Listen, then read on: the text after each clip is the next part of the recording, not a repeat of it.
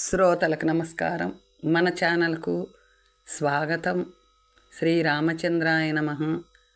శ్రీ కళాభాను విజయం 21వ భాగం. రచన పంచరత్నం సుబ్బరామప్ప గారు, ఇనగలూరు గ్రామం. వారిన్గాంచి ధర్మరాజు అధిక రౌద్రాకారమున కన్నులు నిప్పులురుముచు పటపటమని పండ్లు కొరికి హూంకరించి అనంతనే సభాంతయు భయముంది నిర్విణ్యులైరి. చిత్రగుప్త, వీరి వృత్తాంతమేమో చదువుమనిన చిత్తమని చదువుచున్నాడు. భూమండలమున పాంచాల దేశమందు మణిసంజనమను పట్టణమున విభావసుండను రాజు కలడు. అతనికి భువనమోహినీదేవి అనగల ఒకతియే కుమార్తె, పుత్రులు లేరు. అతని పినతండ్రి కుమారుడు దుశ్శీలుడను వాడి, ఇతని పెద్ద కుమారుడు శంభరవర్మ, ఇతని చిన్న కుమారుడు ఉలూకసేనుడు, వాడు మరి ఒకడు అనుచుండగానే సుబ్రహ్మణ్య శర్మ సూర్యనారాయణ శాస్త్రి దిగ్గున లేచి, అయ్యో, వీరు అరణ్యంలోనే చచ్చిపోయిరే, మరలా నిచ్చటికెట్లు వచ్చిరని మరలా, ఓహో, ఇది యమలోకము కదా అని సిగ్గుచే కూర్చుని ఉండిరి. మరలా సద్దని భటులు కరతాళ ధ్వనులు లుప్పతిల్లె. చిత్రగుప్తుడు ఇట్లు చదివి, ఆ రాజునకు పుత్రులు లేనందున దుశ్శీలుడు ప్రతిదినము రాజు చింత కరిగి, రాజేంద్ర, మీకు పుత్రులు లేరు, పుత్రులు లేని వారులకు గతులు లేవని శాస్త్రములు ఘోషించుచున్నవి.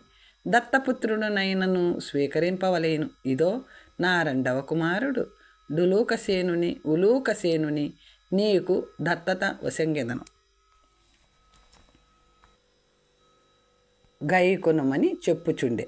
ఆ రాజేంద్రునకు దత్తత కొనుటకు ఇష్టం లేదు.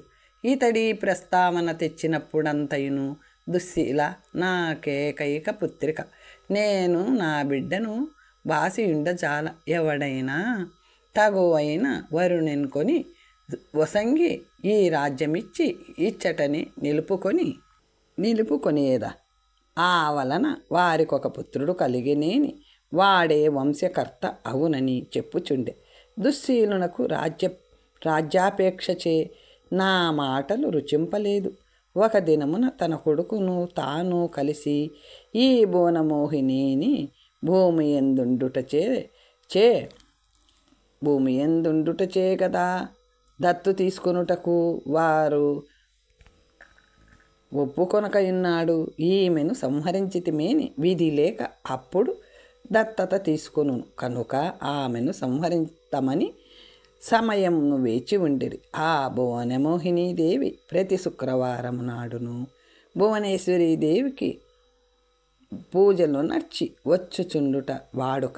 ఒక దినమునందట్లు పూజించి వచ్చుచుండ మీ మువ్వురు తమ వేషములు మార్చుకొని వికార ఆకారముతో దుశ్శీలుడు వీరుడనియు, శంబరవర్మ శకుంతుడనియు, ఉలూకసేనుడు కౌశికుండనియును మారు పేర్లు పెట్టుకొని చోరుల వలె ఆమెను సంహరించుటకు నోట బట్టలు దొరికి కాలు చేతులు బిగయగట్టి హిమాలయారణ్యములోనికి ఎత్తుకొని పోయి అడవి ఎందొక పాడు దేవాలయమునందుంచి చంపుదమా వలదాయని యోచించుచుండగా ఈ సభ ఎందున్న సుబ్రహ్మణ్య శర్మ, సూర్యనారాయణ శాస్త్రి గారు వీరుల వలన కొంత ఆలస్యమగుచుండననుసరికి సభ ఎందు కూర్చొని ఉన్న ఒక రాజపురుషుండు లేచి,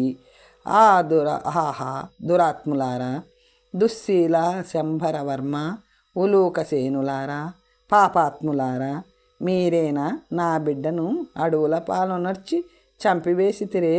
అయ్యో, నా చెంత నుండి నా బిడ్డను వెతుకువారి వలె ఎంతో పశ్చాత్తాపం పొందుచు నెంతటి కపట నాటకమును చూపుచుంటిరి. ద్రోహులారాయని అరుచుచున్నంతనే శ్రీ జనమధ్యమందునున్న భువనమోహినీదేవి లేచి, నాన్న, క్షేమముగానున్నావా? నేనిందే ఉన్నానని ఆ రాజుకు దిక్కుతోచక ఇది ఏమోనని శ్రీజనము తట్టు చూచె. భువనమోహినీదేవి లేచి నిలిచియుండె. ఆమెను గాంచి ఇంతింతని చెప్పశక్యము కాని ఆనందముచే, తల్లి సుఖముగానున్నావా? నేను ధన్యాత్ముడను. ప్రాణవంతురాలవై ఉన్నావు కదా. ఈ దురాత్ములు నీకెంత కష్టములు కలిగించిరో. హా పరమపురుష నారాయణ, నా బిడ్డను మరల నాకు సంగితివే. తండ్రి, నీవెంత కరుణామయుడవో. నన్ను అనుచున్నంత వసుంధరుండు తన మనమున నోహో ఈ మహానుభావుడు ఈ భువనమోహిని తండ్రి విభావసు మహారాజై ఉండవలయు. ఇమ్మహనీయుడీ లోకమునకెట్లు చెనుదెంచెనో. ఈ సుబ్రహ్మణ్య శర్మ సూర్యనారాయణ శాస్త్రి గారెట్లు వచ్చిరో. ఈ సభ పూర్తయిన పిమ్మట విచారింపవలయు. చోరుల రూపకముగా ఈ దురాత్ములు దాయాది మచ్చరము చూపించియున్నారు. వీరు చోరులు కారు, ఏదియో దురుద్దేశపరులై ఈ కాంతను చంపుటకు తెచ్చియుండవలయునని నేనానాడు అనుకొన్నట్లే అయి ఉన్నదని యోచించుచుండగా మరల సద్దను భటుల కరతాల ధ్వనులచే సభ నిశ్శబ్దమయ్యే. అంత చిత్రగుప్తుడు మరలా చదువుటకు ఉపక్రమించే. ఈ దురాత్ముల బ్రాహ్మణులను బాధించి స్తంభములకు కట్టివేసి చంపడమునకు ఈడ్చుకొని పోవుచుండా ఆ అరణ్యమంతయును మారు మ్రోగునట్లు ప్రాణముపై ఆశ వదిలి అరుచుచున్న భువనమోహినీదేవి ఆర్తధ్వని విని భేతాలుని బంధ విముక్తి కొరకును భేండా భైరవ సంహారము కొరకును ప్రతిజ్ఞయు నర్చి భదరికారణ్యమునకు పోవుచున్న శ్రీ కళాభాన వసుంధరుండతి వేగముగా చెనుదెంచి వీరిని తన్ని ఆమెను దేవాలయమునందున్న బ్రాహ్మణులకు కట్లు విడిపించి ఈ మువ్వురి ప్రాణ సంరక్షణమునర్చె. అనుసరికి సుబ్రహ్మణ్య శర్మ మరలా లేచి, మహానుభావ, మహాపురుష, వసుంధరా, నీవేనా కళాభాన వసుంధరుండవు? మా రాజకుమారుడైన నీ వలన మేమందరము రక్షింపబడి ఉన్నాము.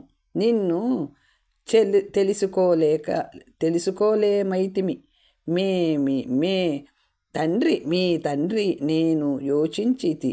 నీ ప్రతాపము, నీ విద్యా నైపుణ్యము, నీ దయారసము ఈ కాలమున వసుంధరుండనువాడు కలడా అనియు అనుకొని ఉంటిమి.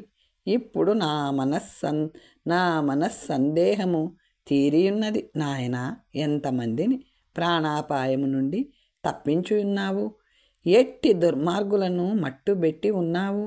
25 సంవత్సరములకి ఎంతటి ప్రతిష్టావంతుడవై ఉన్నావని పొగుడుచున్న నరేంద్ర చంద్ర మహారాజునకు సంతోషమున ప్రజ్ఞ లేక కొంతవరకు స్తబ్దుడై ఉండి దిగ్గున లేచి, అయ్యో కుమారా, నీవేనా కళాభానుడవు?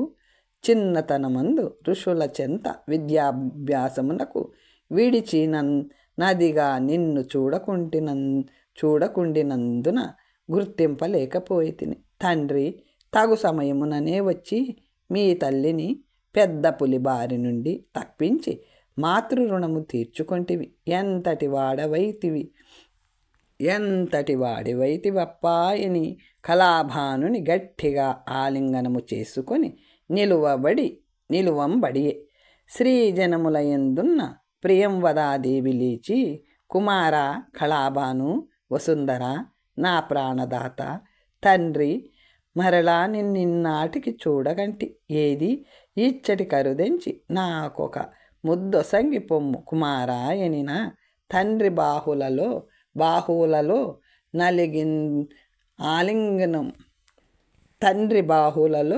ఆలింగితుడై ఉండి విడిపించుకొని తండ్రికి నమస్కరించి తల్లి కచ్చట నుండియే వందనం బాచరించి నిలువంబడి సభ్యులందరూ కన్నులు నీరు నించిరి. భువనమోహినీదేవి తన తండ్రిని కన్నందుకు ఆనందపరవశయై తన భర్త యశస్సులకు ద్విగుణీకృతానందవతి అయ్యే. సుబ్రహ్మణ్య శర్మ ప్రియంవదాదేవితో కుశల ప్రశ్నలాడే. తామందరూ మరలా నొకచో చేరినందులకు శ్రీపాదుడు మైమరిచియుండె. ఆ వెంటనే విభావసు మహారాజుగారు లేచి, కళాభానువసుందర, నీకు జయమగుగాక. నా బిడ్డను బ్రతికించి పుణ్యం కట్టుకొంటివి తండ్రి అనుచున్నంతనే రాజుగారు, ఈ మహానుభావుడా చోరుల బారి నుండి తప్పించుట ఎక్కువ కాదు, ఇంకను మహా అసాధ్య కార్యములు వనర్చి నీ పుత్రికను రక్షించి ఉన్నవాడు. నీ పుత్రికనే కాదు, ప్రపంచమందెందరి ప్రాణములో రక్షించి ఉన్నవాడు వినుమని శ్రీపాదుడు ఇట్లనియే. చోరుల బారి నుండి రక్షించి ఆ పాడు దేవాలయమునందుంచే ప్రభాతంబవుటయు నిత్యకృత్యములకై అందరూ వెడలిరి. మీ సుత ఒకతియే అందుండుట కాంచి భేంఢాభైరవ భటులు ఎత్తుకొని పోయిరి. అనగాని అయ్యో అని రోదిస్తూ మొత్తుకొని విభావసుడు దబ్బున నేలకు పడి మరలా అతనిని కూర్చొండబెట్టి జరిగిన కథ చెప్పెద. మీరు భయపడక వినవలేనని సేద చేర్చి అట్లెత్తుకొని పోయిన సమాచారమెరింగి అంతకు మునిపే బేతాళుని కొరకు ప్రతిజ్ఞ చేసియున్న వాడగుటచే నరనారాయణాశ్రమమందు తపమాచరించి వారిని మెప్పించి వారి వలన అనేక అస్త్ర శస్త్రములను బడసి వామదేవ మహర్షి వలన హయరత్నములు రెంటిని సంపాదించి భైరవాశ్రమమునకు అరిగి 1000 మంది చార్వాకులు 1000 మంది భైరవానుచరుల 3 నూర్ల గుర్రముల నరుకు 60 రతికులను తానొక్కడే 5 గడియలలో ధ్వంసమనరించి భైరవశిలను 100 శకలంబులు ఆగునట్టు పగలగొట్టి భేండాభైరవుని సంహరించి మీ సుతను బలిగాకుండా నా ప్రాణరక్షణమునర్చి భేతాళునికి కట్లు విడిపించి మహోపకారంబునర్చిన మహానుభావుడితడే అనిన చెప్పిన మాత్రమునని విభావసునకు నరేంద్రచంద్రనకు దిగులు నొడమి. ఆహా, భేండాభైరవుడు సంహారమాయన ఆ ఆశ్రమం అంతమైనదా అని దిగ్భ్రాంతి చెంది కళాభాను చూచుటకే భయపడిరి. నరేంద్రచంద్రునకు నా పుత్రుడు ఇంతటి ప్రభావవంతుడయ్యగదాయని సంతసము పట్టచాలకుండే. విభావసుడు కళాభాను 1000 విధముల పొగడుచుండగా సద్దు ఎను భటుల కోలాహలమును వినిపించేనంత మరలా చిత్రగుప్తుడి ఇట్లు చదివే. భువనమోహినిని తమ బారి నుండి తప్పించదనను రోషముచే మోసగించి కళాభానుని చంపవలేనని ఒక భయంకర మగు గుహలో ద్రొబ్బి ద్వారములను బలమైన శిలల పొందుపరిచి వచ్చిన ఆ దురాత్ముడు వీరు అనునంతనే ఈ దురాత్ములను అచ్చట కట్టివేసి మరి ఒక ప్రేతను తీసుకొని రమ్మని యముడు ఆజ్ఞాపించాడు. తలొక పురుషుని పట్టుకుని వచ్చి అతని ఎదుట నిలువంబెట్టిరి. చిత్రగుప్త, ఇతని పాపములేవో చదువుమన్న ఇతండు మణిసంధ్యనేశుడైన విభావసు మహారాజు గారి చిన్న భార్య మేనల్లుడు. ఇతని పేరు రోమకేశుడు. భువనమోహినీదేవిని తన కొసంగవలేనని తల్లిదండ్రులను కొనియాడిరి. ఆమె సమ్మతింపక కళాభానువసుందరుని వరింపవలేనని ఉండే. ఆమెను చోరుల భారింబడినప్పటి నుండి ఆమెను వెదుకుచు అరణ్యములలో తిరుగుచుండి దేవాలయమునందా కాంతను రక్షించి యున్న కళాభానుని తేజ ప్రతాపముల్గాంచి అతని ముందట తాను దూప ప్రయోజనము లేదనియు నీ తండిండిన తనకు ఆ భువనమోహిని దక్కదనియు ఏ విధమునైన ఇతనిని మోసగించి చంపవలేనని నిశ్చయించి సమయము వేచి ఉండి మోసగించి పెద్ద పర్వతము నుండి జరతలలోకి ద్రొబ్బిన మహాద్రోహి పతివ్రత శిరోమణి అయిన భువనమోహిని దేవిని కామ వికారోక్తులచే మనస్సు నొప్పించిన పాపాత్ముడితని కేమి శిక్ష వనర్పవలేను తామే యోచించవలేనని చదివి చిత్రగుప్తుడు చాలించే. సభ్యులందరూ అయ్యో పాపాత్మ, ఎంతటి క్రూరకృత్యము నర్చియున్న వాడి ద్రోహి అనిరి. జరతలో పడి ఎంత బాధ చెందితివో కుమారా, ఎట్టి ఇక్కట్లకు పాల్పడి ఉన్నవాడవని నరేంద్రచంద్రుడు కళాభానుని శిరమన్నిమరి దుఃఖించే. సుబ్రహ్మణ్య శర్మయు శ్రీపాదుడును కళాభానుని గాంచి, మహాపురుష, ఆ గుహలో త్రోయుబడినప్పుడును జరతలలో పడినప్పుడును నీవే విధముగా తప్పించుకొంటివో మరలా నిన్ను చూచు భాగ్యము మాకు లభ్యమగునెట్లయేనో మాకెరింగింపవలెననిన అడిగిన లేచి నిలువంబడి మేఘ గంభీర వాక్కుల చేత ఆ సభ అంతయును వినునట్లు తన కథ అంతయును చెప్పి కూర్చొని అందరూ మహా ఆశ్చర్యముండి అవతార పురుషుండని పొగడుచు జరతలలో పడునప్పుడెవరో పట్టుకొని ఇసుక తిన్నెపై పరుండబెట్టినట్లయ్యనని చెప్పితిరి కదా, అట్లు నర్చిన వారెవ్వరో, మమ్ము సభయందు చేర్చిన వారెవ్వరో తలంచుకొన్న ఎంతయో చిత్రముగా తోచుచున్నది. ఇది అంతయును నీతని తపప్రభావమే, నీ పరాక్రమ విశేషమేమో అని సభ అంతయును పలు విధముల అనుకొనుచుండ ఒక మెరుపు ఒడమె అందరూ కన్నులు మోడ్చి తెరుచుసరికి విశ్వావసు మహారాజు, భువనమోహిని, శ్రీపాదుడు, విశ్వావసు శర్మ, సూర్యనారాయణ శాస్త్రి, సుబ్రహ్మణ్య శర్మ, నరేంద్రచంద్ర మహారాజు, వీరసేనుడు, ప్రియంవదాదేవి, సుశీల, కళాభానుడు మరియు బంధితులై ఉన్న దుశ్శీల శరభవర్మలు, ఉలూకసేన, లోమకేశులు తప్ప మిగతా సభ్యులందెవ్వరిని గన్నను భూత ప్రేత పిశాచములై ఉండిరి. సభాధిపతి యముడైన అంతర్రహితుడయ్యి సభ అంతయు నిర్వీణ్యముచే నిశ్శబ్దంపై చూచుచుండ గుహ మహాసనంవైన మహానాస వైనాయక లాలాజిహ్వ పింగాక్ష రోహిణాకర్మ కరాళ లోహితాక్షాది భూతంబులు కొల్చుచుండ పెద్ద త్రిశూలములు ధరించుకొని బేతాళుడు కళాభానుని కెదుట నిలిచి జయ జయ కళాభాను వసుందర, భేండా భైరవ సంహార వీర, సర్వకళా ప్రభోజ వసుందర విజయీభవాయని పొగిడే. శ్రీపాదులు విస్మయులై చూచుచుండిరి. బేతాళుడు శ్రీపాదులనంగాంచి సభాసదులారా, భువనమోహిని దేవిని వెతుకుచు చెనుదించిన విభావసు మహారాజు నవశృంగ నొనర్చి దత్త హోమాదులొనర్ప నొడంబరిచి మీ అందరి సమక్షమున ఈ దుశ్శీలాదుల శిరంబులు నమిలి దేహముల అగ్నికుండమునందు ద్రొబ్బినట్లు అగుపరిచి అచ్చటి నుండి ఈడ్చుకొని వచ్చి నాట నుండి వీరి తప్పిదనములకు తగు ప్రాయశ్చిత్తముగా యమదండనయే మేలనుపించునంతటి బాధలు పెట్టుచుంటి. మిమ్మందరినీ ఈ సభ చేర్చి వీరి దుర్మార్గములు బయలుపెట్టిన వాడను నేనే.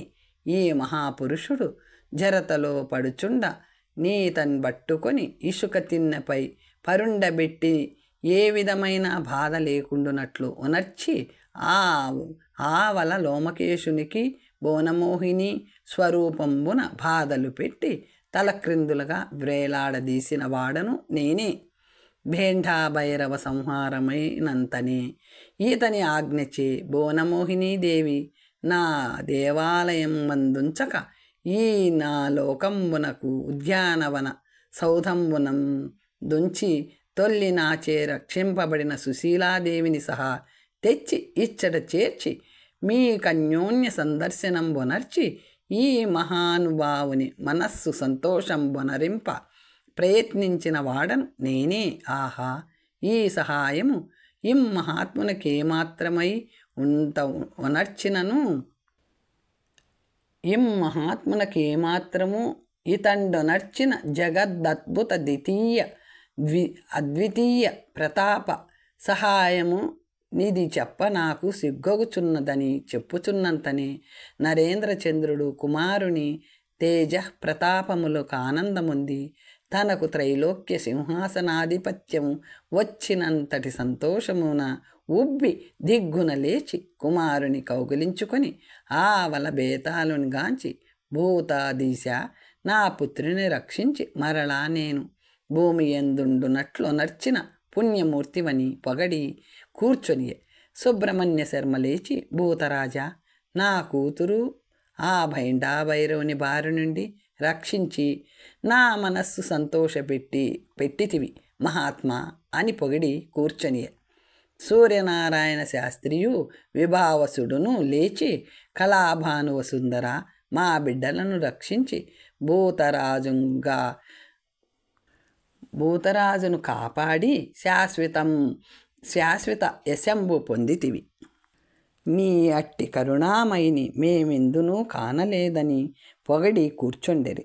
బంధితులు నలుగురు బహు బాధలు నొందిన వారగుటచే తట్టుకొనలేక లజ్జచే తలవాల్చి, హే మహాత్మా వసుంధర, మేమపరాధులం, మా తప్పిదమునకు తగు దండన ఈ భూతరాజే ఒనర్చి ఉన్నవాడు, ఇక తట్టుకొనలేము, ఇష్టమున్న మమ్ము విడిచిపెట్టుము, అటు లేకున్న ఒకటే మా తూరి మా శిరంబులను దృంచుము, నీవు కరుణామయుడవు, బహుమందిని రక్షించిన క్షత్రియోత్తమునకు మమ్ము రక్షించుటక ఎక్కువ కాదు, శరణ్యుడవు, తేజోమూర్తివి, కళ్యాణ భూయిష్ఠుండవు, పుణ్యపురుష, ఇదే వందన శత మర్పించదమని వేడుకొన్న వారి ప్రార్థనలు విని వసుంధరుండు బేతాళుని గాంచి, భూతాధిప, ఈ అపరాధులకు తగు శిక్ష ఒనర్చియున్నవాడవు,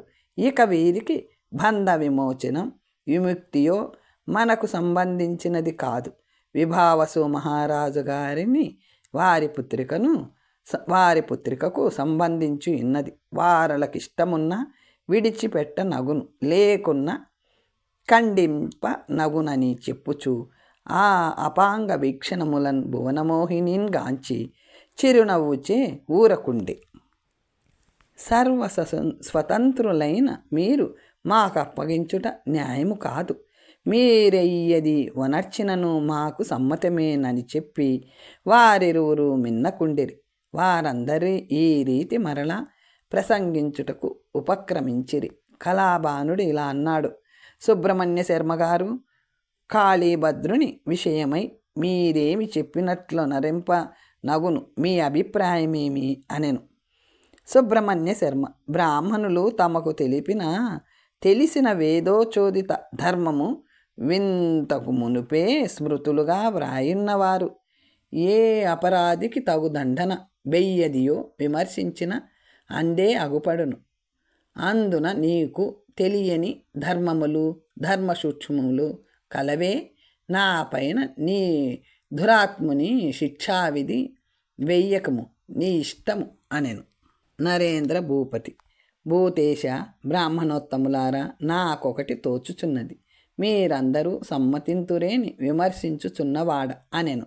అందరూ ఇలా అన్నారు, ఆహా, స్వర్ణమునకు సుగంధమబ్బినట్టే కదా మహానుభావ, సత్యమూర్తి, నీ తీర్మానమునుగాంచి దేవేంద్రాదులైనను తృప్తి చెందుదురే, మేమెంతవారము, ఈ శిక్షావిధి మీరే విమర్శింపవలయును అనిరి. నరేంద్ర భూపతి, కాళీభద్రుడు బహుకాలము నుండి నా చెంత మంత్రి పదవి ఎందుండియు ఈతని దుర్గుణములు వెల్లడించకుండుట బట్టియో లేక నేను గమనించక ఉపేక్ష చేయకుండుటం బట్టియో కుములుచుండిన అగ్ని మండినది. అట్టి దుర్గుణములను విచారించకుండుటచే ప్రథమ తప్పిదము నా ఎందలవడి ఉన్నది. మరియు రాజు ప్రజాద్రోహి అయి స్వలాభముపరుడై నిరంకుశమును వహించి పరిపాలించనేని అట్టి దురాత్ముడు, అట్టి చండాలుడు, అట్టి వంశనాశకుండు శరీరమును విడిచి యమలోకమునకు దమిశ్ర అంధాతమిశ్ర రౌరవాది మహానరకములు పశురోమాయుత వత్సరములు అతని నవలం చెందుచుండును కాన నితండో నరించిన గొప్ప తప్పిదమునకు మనమెంతటి క్రూరదండన విధించినను స్వల్పమే రాజదండన పొందువారికి యమదండన లేదని చెప్పుచుందురు అందరూ. ఈతనికి మనమే విధమైన దండన వనర్పక విడిచిపెట్టనగును. లోమకేశుడు నా కుమారుని ఎక్కువ కీడునర్చి విన్నవాడైనను నేను సహించితి.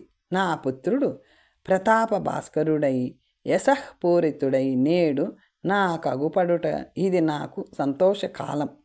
ఇతనికి ఏ విధమైన దండనయునర్చినను విభావసు మహారాజు గారు సమ్మతించినను వారి దేవేరికి సంతాపకరముగా ఉండును. భువనమోహిని దేవి కొరకై అడవులలో నిడుములు పడియున్న వాడగుటచే అతనికి శిక్షింపక విడిచిపెట్టుటయే ధర్మము. వారి వారి పాపకృత్యములకు తగు దండన యమలోకములో అనుభవింపగలరు. ఇంకా దుశ్శీల శంబరవర్మ ఉలూకసేనులో నర్చిన అపరాధం అపారమైనది. ఇందునకెంతటికీ కఠిన దండన యుండజాలదు. వీరు విభావసు మహారాజు గారికి ముఖ్య జ్ఞాతులై ఉన్నవారు. వీరిని ఖండించినంతట పుత్రికాలాభ సంతోష సాగరం నిమగ్నుడైన మహారాజునకు అశుచినాచరింపవలసి వచ్చును. వారి వారి ఘోర కృత్యమునకు పశ్చాత్తాపముచే వారే నశింతురుగాదా. మనమీటికి సంతోషకాలమున ఇట్టి కాఠిన్యం అవలంబింపవలయు ఇదియే నా అభిప్రాయము అనిన మాత్రముననే సభావారును భూతరాజును మహాసంతోషముంది. ఇట్టి కరుణా సముద్రుని గన్న కడుపింకెట్టి దయారసము వెళ్ళి విరియుచుండునో గణింపగలమే. ధర్మము, సత్యము, సాధువాదము, జయము, స్వస్తి అని పలు విధములచే పొగిడిరి.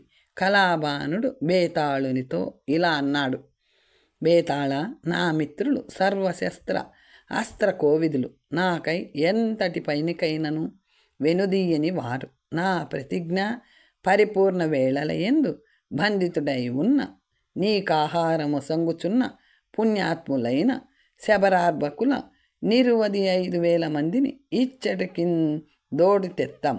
భూతములకు ఆజ్ఞ నిడుము అనెను విశ్వావసు మహారాజు. ఆహా, ఆనాడడివి ఎందశ్వర్త వృక్షంబుపై బంధింపబడి శబరార్భకులచే ఆహారము కొనుచుండిన భూతమువు నీవేననుకొన్నాను. నీవు పిలుచుచుండినను భయముచే పరివెత్తిపోయి తిని. బేతాళరాజా, నన్ను మన్నింపుము అనెను. బేతాళరాజు నిధానించి చూచి, ఓహో తామా, స్వామివారు బహుధైర్యశాలురు. నేను పిలుచుచుండినను భయము లేదని చెప్పుచుండినను నాకు బదులు చెప్పక, మాటాడక, తిరిగి చూడక, గోచి ఊడిపోవుచుండ, జుట్టు విడిపోవుచుండ, ఒక పత్రిక జారి కింద పడిపోన పరివెత్తిన విశ్వావసు శర్మగారు తామే కదా. నేనంత మంత్రపాశములచే బంధింపబడి బాధనందుచుండినను ఈ బ్రాహ్మణుని అవస్థ చూచి నాకు విపరీతము నవ్వు వచ్చినది. కళాభాను వసుంధర, భువనమోహినీదేవి ఇతని వెంటనే నీకు సందేశ వార్త పంపి ఉండినది. నన్ను గాంచి భయపడి జారిపోగొట్టుకున్న ఆ కమ్మ మన శ్రీపాద శర్మ సుశీల అన్వేషించుచు వచ్చి అచ్చట బడియుండిన గైకొని బదరికారణ్యమునకు నీకు కాన్పించి ఈతడా మార్గముగా పోవుచుండుట నేను కాంచితిని. కాని పలకరించిన ఈతడేమి గతి పట్టునోయని ఊరకుంటి. ఈ విశ్వావసు శర్మగారి అవస్థ తలుచుకున్నప్పుడంతయు నాకు నవ్వు వచ్చుతున్నది అనెను కళాభానుడు. బ్రాహ్మణుడు పాపం అతడే ఏమటువంటి బాధలను అనుభవించి ఉన్నవాడు. ఈతడు ధైర్యశాలి అనియే చెప్పనగునని విశ్వావసు శర్మగారు నాడు హరిద్వారమునందు చూచి ఇంటిని. మరలా మిమ్ము చూడలేదే. దా విశ్వాసముచే నా కొరకై బాధల నుండి ఉన్నవారు. మీ రుణము నేనెప్పుడు తీర్చుకొనవలేను అనెను విశ్వావసు శర్మ. మహాత్మా భువనమోహినీదేవి పాణిగ్రహణ మహోత్సవము ఏతించుచున్నది. ఇక నా రుణము తీరుటకెంతయో కాలము కావలేనా. శ్రీపాద అజాభేది చదివెద ఆ జాభేది చదివెదనని కళాభానుడు వలదని సైగ చేసే. భువనమోహిని ప్రసన్నవదన అయ్యే. అప్పుడు బేతాళుడు మహాత్మా శబరార్భకులు నేటికి ఇచ్చటికి రప్పింపవలేను. కళాభానుడు నేనిచ్చట నుండియే దిగ్గజయాత్ర నురగవలయు అరగవలయు. వారిచే కొన్ని ఆజ్ఞాపత్రికలు ముందుగా దేశాధీశ్వరులకు కెరుంగింపవలయు. ప్రజల ఆను ఆజ్ఞాపింపవలేను అందుకొరకు అనెను బేతాళుడు. మహాత్మా కొన్ని ఆజ్ఞాపత్రముల ప్రతులు నా చెంతనున్నవి. అవి విమర్శింపనగును. ఆ పత్రములు శ్రీపాద శర్మ చదవవలయు అనెను అని 3 పత్రములు సంగి అవి అన్నీయు క్రమముగా చదివి శ్రీపాదుడు చాలించి ఊరుకుండే. భూతేశ నా హృదయంలో నెయ్యది ఆచరింపవలేనని సంకల్పించి ఇంటినో అవి అన్నీయు నర్చియున్న వాడవు. ఇంతటి మహాత్ముడై ఉండియు నా ఆ నీచునిచే ఎట్లు బంధింపబడితివో. ఇట్టి భావి కాలగతులెరింగిన నీవానాడు నీ బంధ విముక్తోపాయము మార్గమునందు నాకు రాబోవు గుహాప్రవేశాదులు ఎరింగింపవైతివేలా అని కళాభానుడు అనియే. బేతాళుడు ఇలా అన్నాడు. దేవా, నేనేమి చెప్పుదు? ఆ పాపి మంత్రపాశములు నన్ను బంధించుటచి నాకెయ్యదియు స్ఫురింపకుండే. మేధాశక్తి లేకుండే. ఆకలియు బాధయు అరుచుటయు నీ మూడును తెలియచుండే. ఎంతయో సాహసమున భదరికారణ్యమునకేగి నరనారాయణులను ఆశ్రయింపుమని కొన్ని సంగతులు మాత్రము చెప్పి తిని అనుచుండగా ఆ పట్టణమునకు 4 దిశల నుండి గహక ఆర్భాటులు సముద్రము వలె ఘోషింపనయ్యే.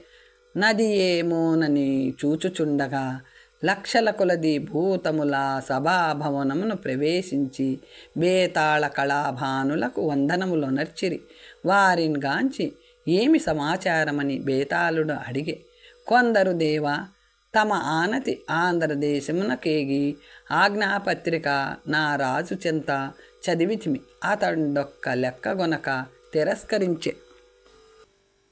తర్వాత కథ వచ్చే భాగంలో తెలుసుకుందాం. ఓం స్వస్తి. శుభం.